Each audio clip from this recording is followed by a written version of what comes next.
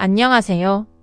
기업회생 파산 전문 권용민 변호사가 관계인 집회에 관하여 작성한 내용을 정리해드리겠습니다. 이번에는 관계인 집회의 절차와 회생계획안의 가결 요건을 차례로 살펴보겠습니다.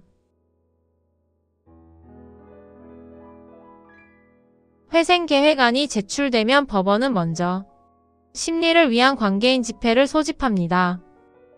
그리고 심리를 거쳐 회생계획안을 심사한 후 결의를 위한 관계인 집회를 소집합니다.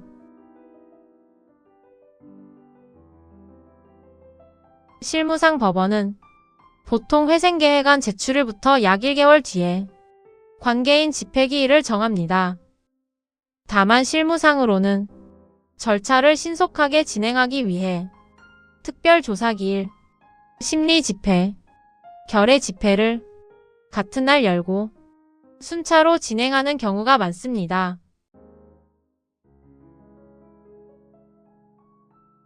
심리집회에서는 관리인이 회생계획안과 변제계획을 설명하고 조사위원은 회생계획의 수행 가능성과 청산가치 보장 여부에 대한 의견을 진술합니다. 이후 이해관계인의 의견을 듣고 회생계획안의 타당성을 심리하게 됩니다. 심리 절차가 끝나면 결의 집회를 진행합니다. 법원은 먼저 결의를 위한 조분류를 정합니다. 그 다음 의결권에 대한 이의를 듣고 의결권 행사 여부와 행사 금액 등을 결정합니다. 이후 회생계획안에 대한 최종 결의를 진행합니다. 이때 회생계획안은 각 조별로 법정 가결 요건을 충족하여야 합니다.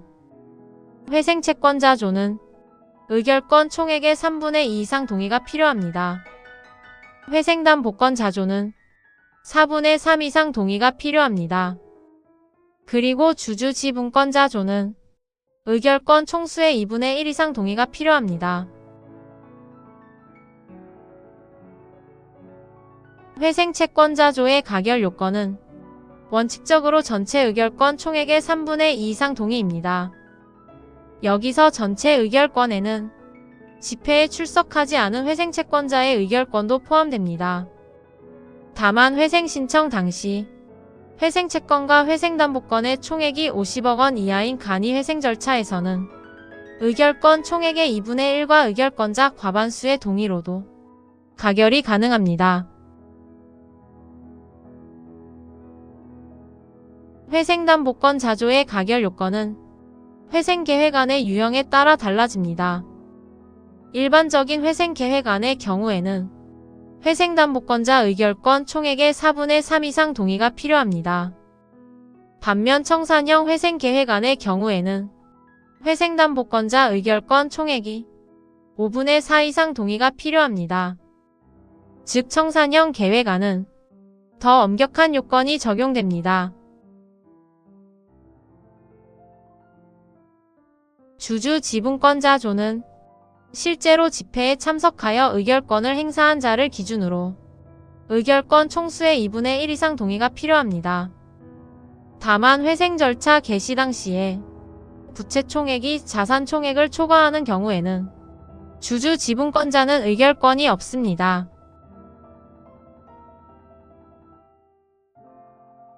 회생계획안이 가결되면 특별한 사정이 없는 한 법원은 결의 집회 당일 회생계획 인가 결정을 합니다.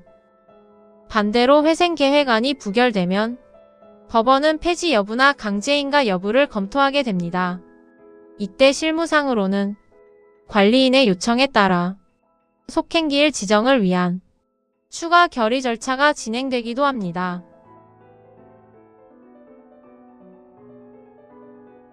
속행기일은 각 조에서 일정 비율 이상의 동의가 있는 경우에 지정할 수 있습니다. 회생채권자조는 의결권 총액의 3분의 1 이상, 회생담보권자조는 2분의 1 이상, 주주지분권자조는 실제로 의결권을 행사한 자의 의결권 총수의 3분의 1 이상 동의가 필요합니다. 이 경우 법원은 신청이나 직권으로 속행기일을 지정할 수 있습니다. 다만 회생계획안이 부결되었다고 하여 무한정 속행기일을 지정할 수 있는 것은 아닙니다. 회생계획안의 가결은 결의를 위한 관계인 집회 제일기일부터 2개월 이내에 이루어져야 하며 필요한 경우 1개월 연장이 가능합니다.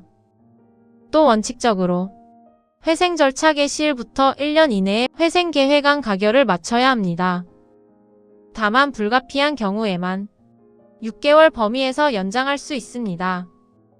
지금까지 기업회생 파산 전문 권용민 변호사가 작성한 관계인 집회에 관한 내용을 소개해드렸습니다. 좋은 하루 보내세요.